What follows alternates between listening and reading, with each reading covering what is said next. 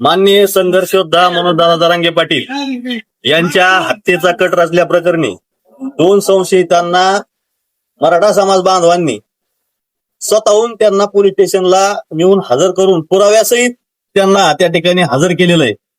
आणि त्यांच्या जबाबातून असं निदर्शनास आलं की त्यांनी मराठा समाजाचे प्रामाणिक आणि इमानदार नेतृत्व असलेले संघर्ष योद्धा मनोजदादा जरांगे पाटील यांच्या हत्येचा कट रचून त्यांची हत्या घडवून आणण्याचा प्रयत्न केलेला आहे. त्या अनुषंगाने या राज्याचे माजी मंत्री धनंजय मुंडे व त्यांचे सहकारी यांचा सहभाग त्यात असल्याचे निदर्शनास असल्याचे दिसून येत आहे.